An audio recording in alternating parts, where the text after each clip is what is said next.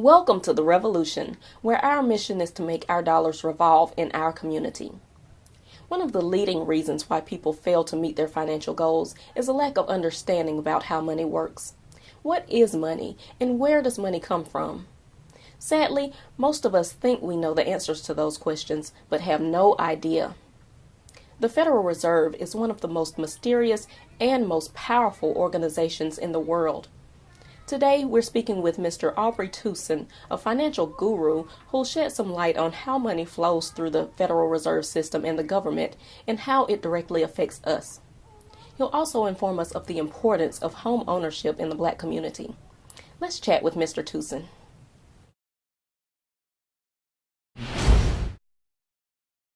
So welcome to the Revolution, Mr. Tooson. Would you mind just telling the community who you are?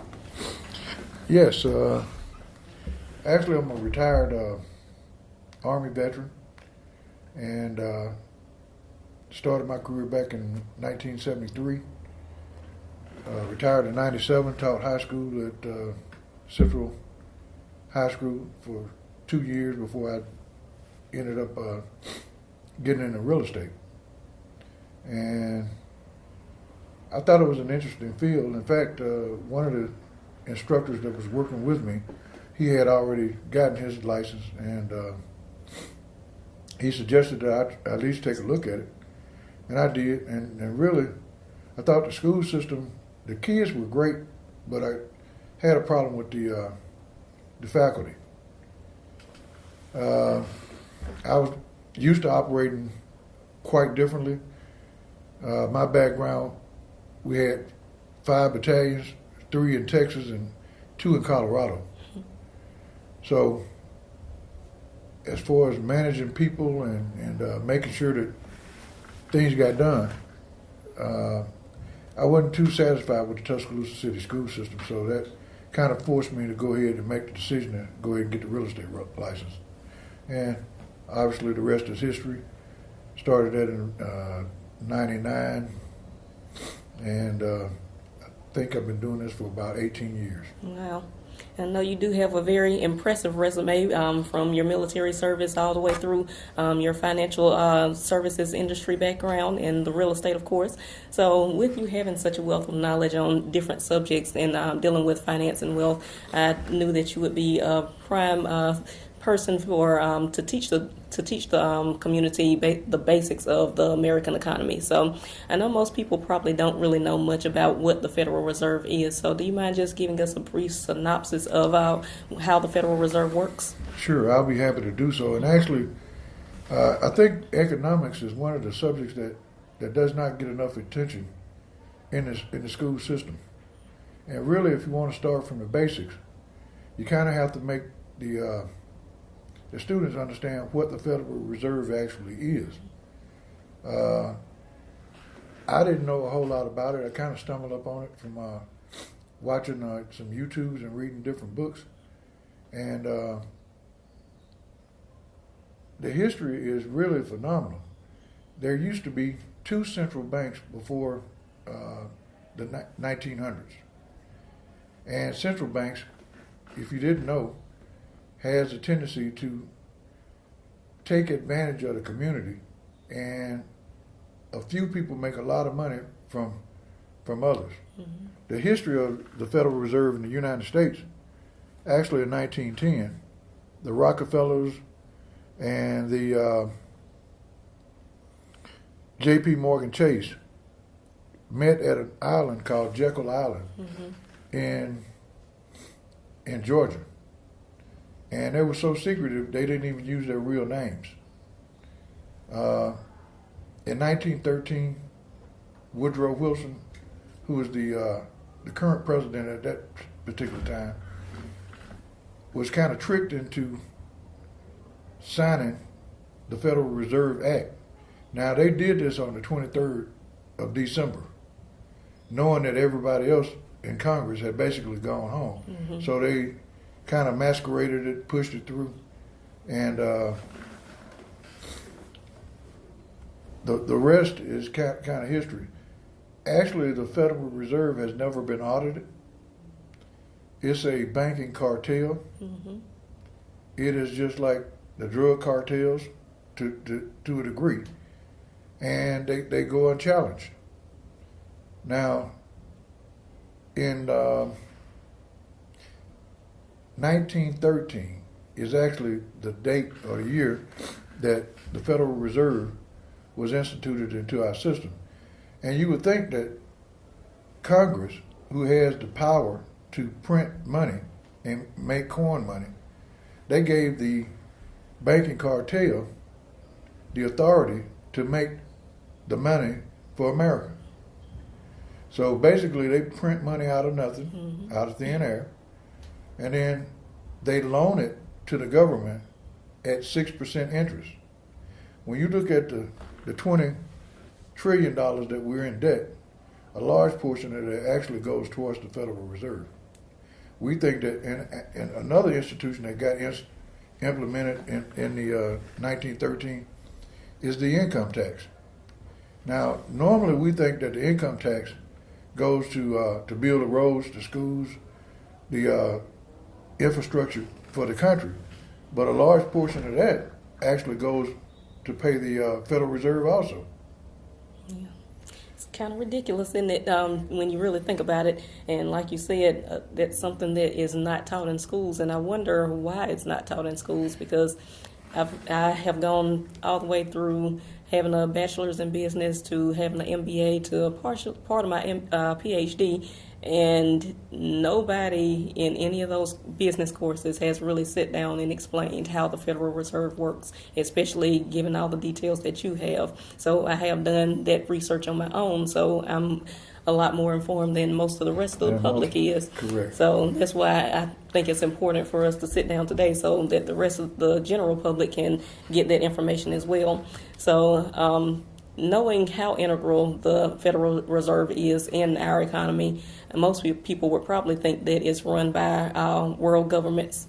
However, of course, it is privately owned. So you've already touched on it a little bit, but give us the details of the consequences of it being having private ownership and how it directly affects us as the general public. Well, actually, the first question that you asked, let me address that. If the general public knew as much as you do about the Federal Reserve, there would probably be a revolt. I definitely agree with it. in America, because to have them be able to print the money, loan it to the government, and then turn around and charge the 6% interest, that's pretty much a robbery. Exactly. And the public doesn't really realize that that is a huge part of where our deficit comes from. It's not just us loaning or us borrowing money from foreign governments. It's us actually paying the Federal Reserve. Right. And actually, we're struggling to just pay the interest on the loans that we've made. So we got a lot of different things going on. And really, when you look at the banking system, it's called fractional reserve banking for a reason. It's because they could take $10 and loan it out. And the way that really got started, back in the days when gold was being used primarily as a currency, people would take their gold to the goldsmith. The goldsmith, in turn, would lock the gold up and give them a receipt for the gold. And then the bankers started figuring out, well, we can print up some extra receipts and we can double our profit, because nobody ever came back really and picked up the gold as a whole, because for one thing, gold is bulky, gold is heavy, and it's a difficult item to maneuver with, and the receipts eventually became the dollar currency. But again, the banking system has always been controlled to a degree that it really made a few people rich and most people slaves. Exactly. So we want to definitely try to break out of that bondage if we can. So knowing how the system works is a big part of trying to get out of that bondage. So, but knowing how much the haves do have versus the have-nots. Right. What are some suggestions that you would give to the Black community specifically about how we can try to improve our economic standing? Well, the first thing I would suggest is try to put yourself in a situation where you can purchase a home. As long as you're renting, you will always be in the same position, and the only person that's benefiting from that is the person that holds the mortgage, who you're paying the rent to. Mm-hmm. Now, the one thing that you can count on if you're renting is that your rent will go up. Definitely. Not down. Mm-hmm. And again, there's a lot of different things that go along with home ownership that people don't really realize. As an example, if you lived in an apartment complex where you had to get permission in order to change the color of a room, that would be probably have a stifling effect on you. Whereas if you owned your own house, then there are no regulations. You're the regulator, and the home ownership will also help you. Hopefully, it'll increase in value. Now, one of the things I'd like to point out, though, about the home ownership is prior to 2007, the Federal Reserve always gave the indication that houses always appreciated in value.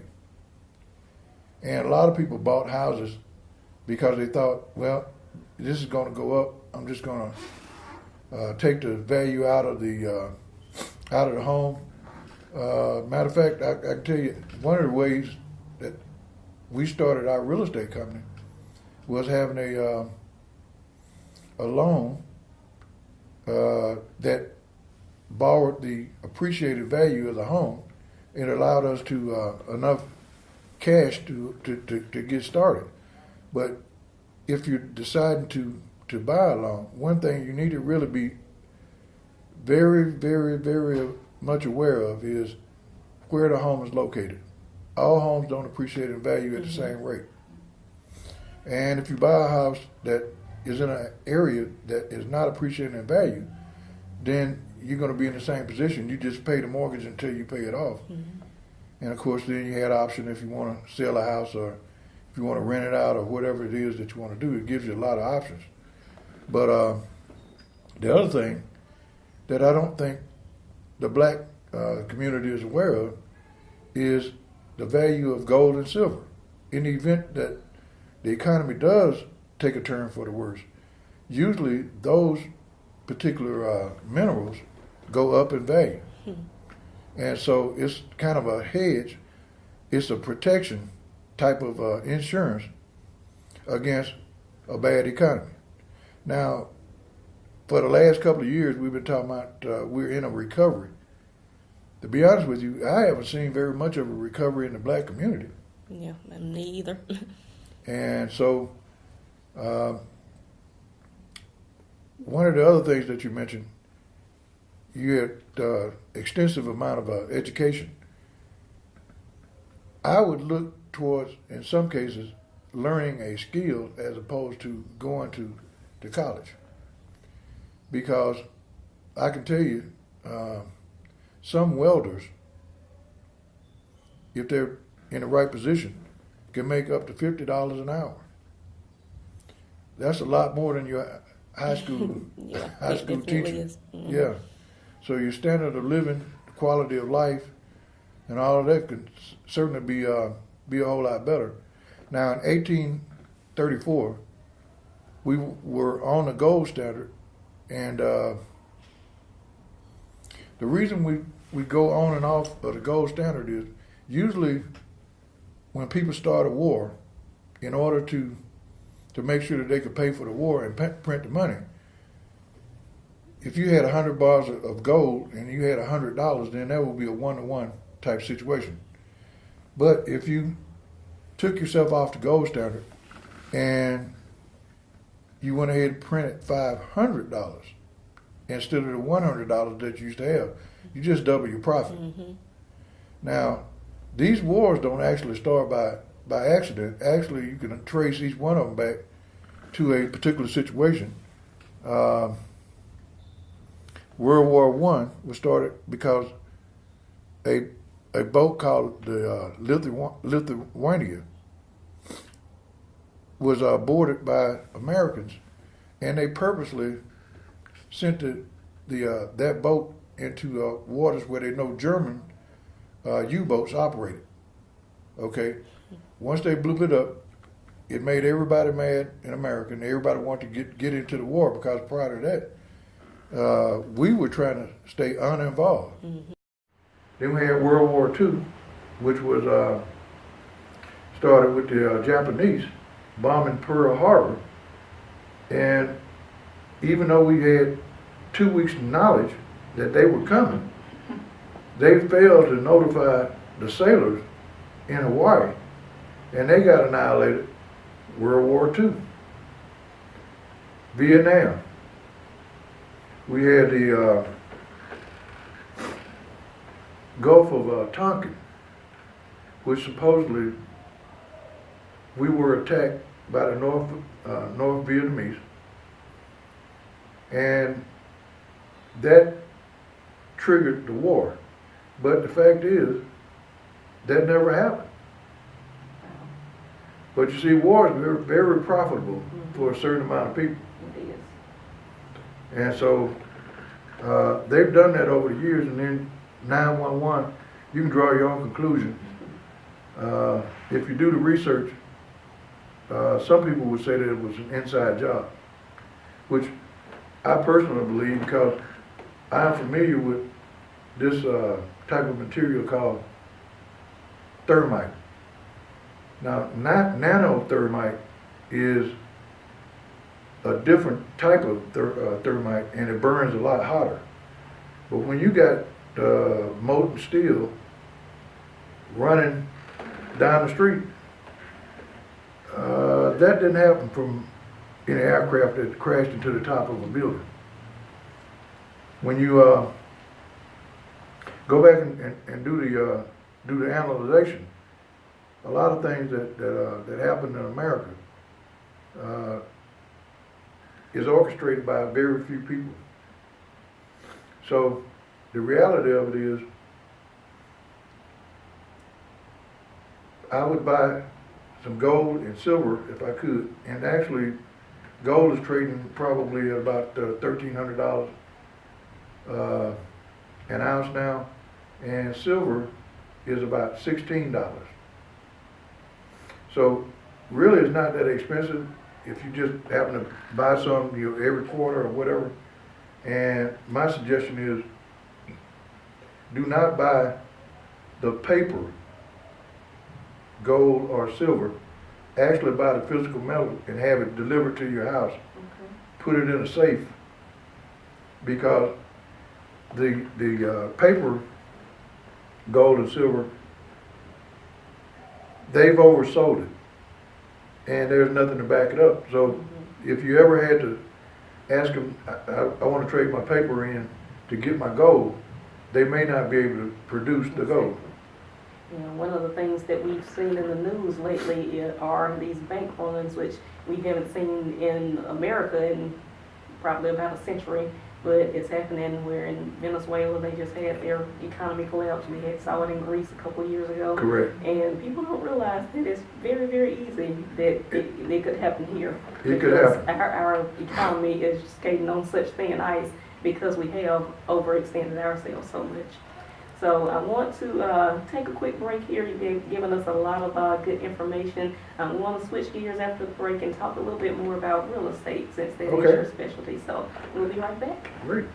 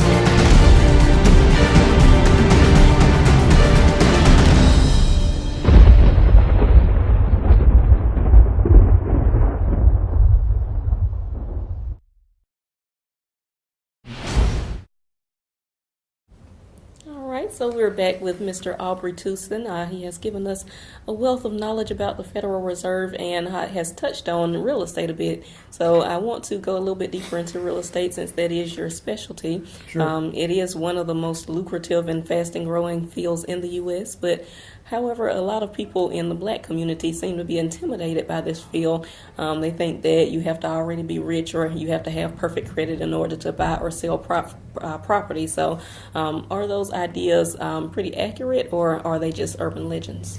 Well, actually, nothing could be further from the truth. Most houses are purchased with a mortgage, and in order to qualify for a mortgage, the banking industry requires you to meet certain obligations. One of the things that intimidates people is they think that their credit is not good and it's unrepairable. Nothing could be further from the truth. You systematically have to take a look at your credit report, figure out what's wrong. Some of the items on the credit report probably can be disputed. And once you dispute them and they go off the credit report, then the score rises. The credit score is actually called Fair Isaac. And a good score would be in the 800s, an average score in the 600-700 range, and a poor score, you're looking at 590 and below. Now, in the prior to 2007, the banking community was kind of expanded, and they began to take advantage of low-income people with what was known as subprime loans. Mm-hmm. And the subprime loans, the interest rate was higher. Usually it started with a teaser rate, and the teaser rate might have been 2 or 3% interest, with the idea that at some point the interest rate would go up, and perhaps the individual that purchased the home might not be able to stay in the home. Mm-hmm. So really doing your information search on the front end before you actually go apply for a loan, do a little research. There's 1,000 YouTube videos on the internet as far as banking and how to protect yourself. The main thing is make sure that you got a good relationship with somebody that you trust at the bank. Make sure that you understand the terms and conditions of the loan. And above all, save some money for a down payment. That's also a stumbling block that we run into. People have a tendency to put their money in cars, flashy clothes, items that decrease in value. Now, if you looked at it from this standpoint, in everything that you get ready to buy, ask yourself, is it an asset or a liability? A liability will go down in value. A lot of mistakes I see that people make, as an example, the Jordan tennis shoes. I'm not exactly sure how much they cost per pair, but I think around $150. And up. And up. And so what ends up happening, 6 months later to a year, they end up in the back of a closet, and they've gone down in value, but you've lost the investment. Mm-hmm. So if you look at it from the asset and from the liability standpoint, you can pretty much determine whether or not this item that you're getting ready to purchase is going to help you down the road or if it's going to hurt you. One of the things I would recommend to the black community, if you're interested in trying to improve your financial situation, you might want to pick up a copy of a book called Rich Dad, Poor Dad. You can also get it in an audio version on a disc. It explains a whole lot about the way two families operated. One did things in a fashion where they were primarily focusing on assets. The other family was primarily focusing on liabilities, and the outcome was shocking at the end. One family accumulated a great deal of wealth. The other family struggled really hard trying to just make it on a day-to-day basis. So if you looked at it from that standpoint, I think you could do yourself a tremendous favor just by educating yourself with self-help books, especially in the financial situation. There are multiple ways to make money. And if you looked at the stock market, if you notice, it's over 20,000 and climbing, but that's not necessarily an indicator of a healthy economy. Now, the people in Wall Street, yeah, they're tremendously getting rich, but the people here in on the average life cycle tend to struggle. Again, the management of money is a tool. It's actually designed to make more money. If your money is not making any money, then you're probably doing something wrong. Mm-hmm. One of the things that you might want to consider looking at is learning to trade options. That's a quick way to make money, and really basically what you're doing is you're looking at different stocks, which ones you think are going to go up, which one you think is going to go down. And in the stock market, you can make money with it going up or down. You just have to have some information, enough information to make a decent decision about what you think is going to happen. And then go ahead and implement your plan. A lot of people have never heard of what's known as the petrodollar, which was kind of created back in the 1940s in a country called Bretton Woods, where the countries around the world, the major countries, agreed to sell gold at $35 an ounce. Now, as time went on, the gold was collected and brought to America, but we went off the gold standard again, and that caused a severe problem because anytime you start printing more money than you have gold reserves to back it up, that creates a problem. Mm-hmm. Now, Richard Nixon, in an effort to pay for the Vietnam War, he decided to go off the gold standard. And the other countries started to demand their gold back, but they realized that the gold really didn't exist anymore.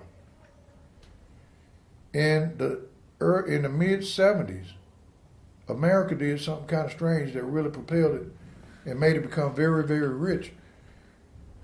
We went to the middle of Asia, where the gold was, where the oil was primarily being pumped, and we said, "I tell you what, we will provide you with security if you will invest your dollars when you sell a barrel of oil back in America." So that was the beginning of the petrodollar, which may or may not decline because a lot of those countries that agreed to purchase oil in dollars are now starting to sell it in different denominations. One of the things that you need to be aware of is when Saddam Hussein was attacked after 9/11, which really didn't make any sense because he didn't have anything to do with the 9/11 situation. But what he had decided to do was sell his oil on the open market in a different currency. That will pretty much guarantee you to get killed. Mm-hmm. The same thing happened to Muammar Gaddafi. Mm-hmm.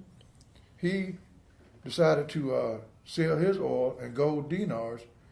And of course, we've always created reasons to go attack countries, but usually the underlying factor is a financial factor. And a lot of people don't realize that with Gaddafi, he was actually trying to create a new monetary system for Africa, trying to get them all on the same currency, which would have basically shut out the rest of the world from taking advantage of Africa like they have been. So that's why I think that he was assassinated. So. Exactly right. One of the things that was discovered after he had been killed, and they started interviewing the students, where the college education was free in Libya. When they were asking the students about tuition, they didn't even know what the word meant because it was free. Mm-hmm. And he was victimized and really just kind of slandered. But again, a lot of these monetary values, they lead back to the same thing. You got a few people taking advantage of the many. In the black community, entrepreneurship is something I would suggest. Now, I grew up in the 60s, basically, and all of these stores that we see that the Arabians are running and the Koreans, we used to own those stores. But I think somehow in the 60s, we kind of got misled, and instead of us maintaining a community that primarily was owned and controlled by us, we decided that getting a college education and running off to IBM was the way to go. Mm-hmm. So the other countries around the world that was looking at us, they were eyeballing and saying, we could take advantage of this situation. So we end up in a situation where we're buying materials, food, etc., clothing from other countries that are really taking advantage of us, and they don't reward us by bringing any of the money back to our community. They take it to wherever they live. Mm-hmm. And I actually saw an example of that just this past week. There was a big news article about Dollar General, and they're not a foreign company, they're domestic, but there was a story about they moved all the black hair care products up to the front of the store because they said that people were stealing them. So there were some black people on TV who were all mad about it, saying that they felt discriminated against. But my point is, there are so many black people in town who are making and selling their own hair care products. So why can't we just create our own store? Why do we have to go and patronize other people? We need to change our mindset. Mm-hmm. and start being entrepreneurs and thinking of being business owners, operators, and instead of relying on the jobs. Because, when you look at it with the new presidential regime, we certainly don't know what the future is going to hold as far as finances. And if we could create our own, it probably would be less likely that we would fail. Now, a lot of people that have become dependent on the Section 8 programs and all of the government programs, I wouldn't be surprised if a lot of those don't disappear within the next 4 to 5 years. Mm-hmm.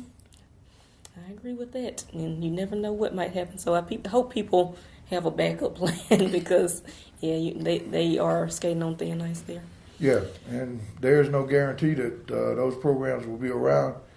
The regime that we have currently in a position of power don't seem to operate with the mindset that taking care of the people is one of their primary responsibilities.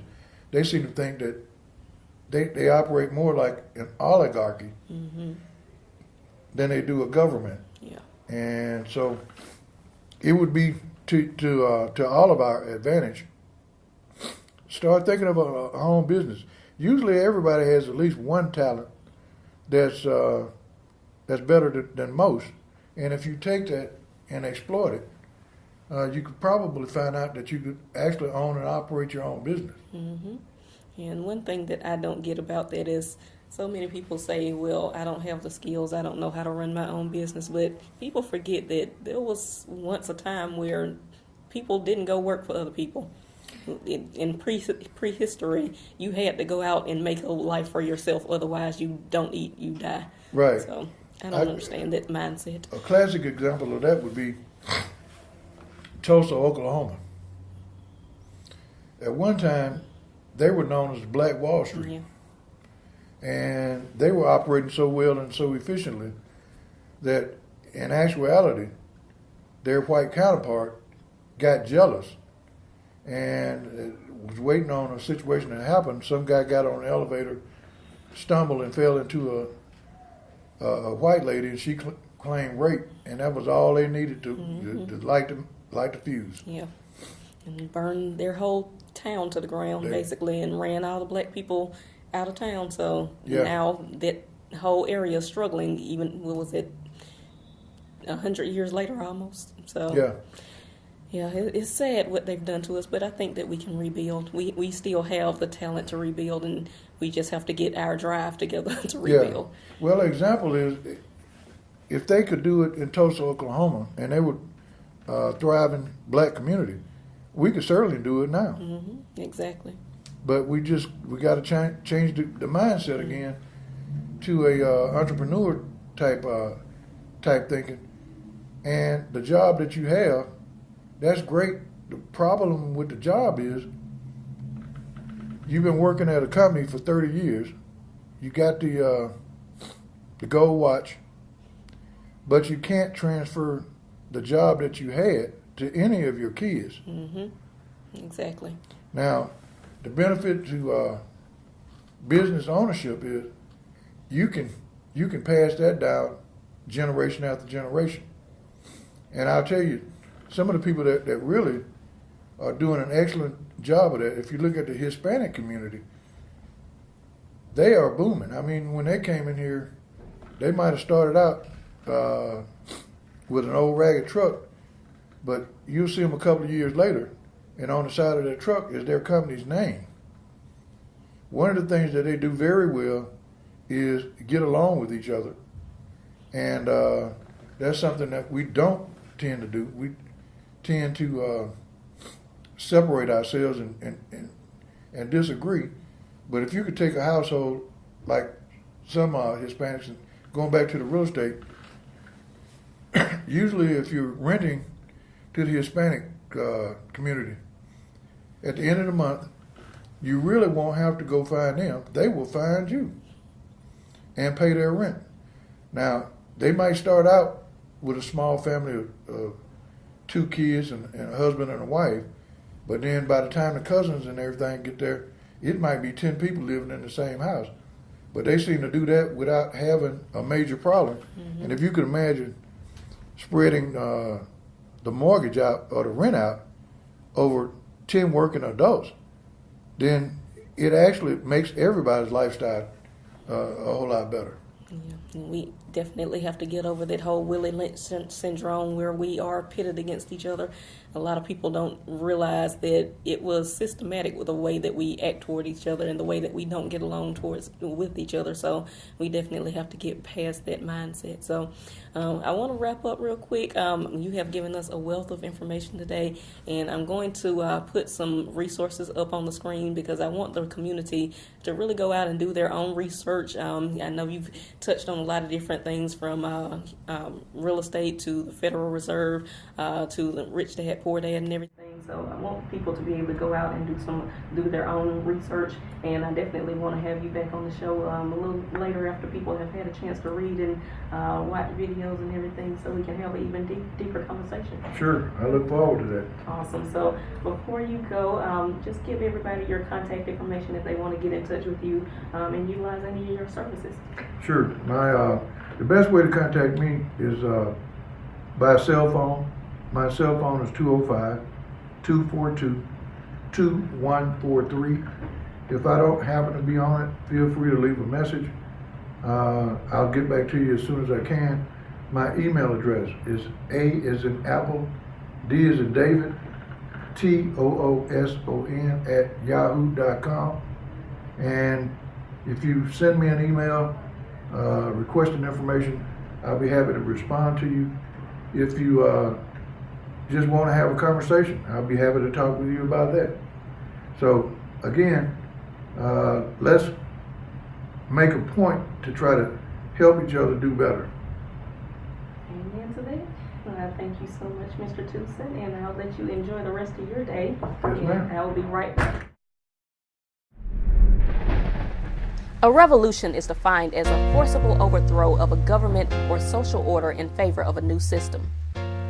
It can also be defined as a single orbit of one object around another or about an axis or center. The Black community needs a financial revolution. Our current social order just isn't working for us.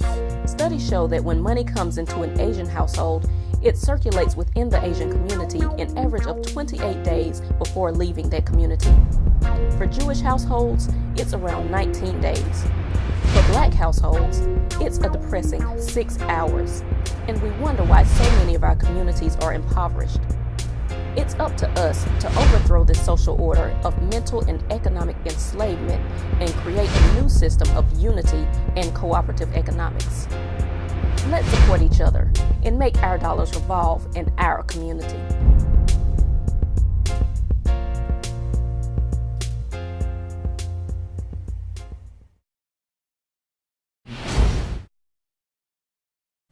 In order to build a strong Black community, it's going to take a strong understanding of both the nation's and world's economies. We'd like to thank Mr. Tooson for expanding our knowledge about the Federal Reserve System as well as the housing market. I hope this episode of The Revolution inspires you to do your own research and to utilize your knowledge to create generational wealth. Let's support each other and make our dollars revolve in our community. Hotep family.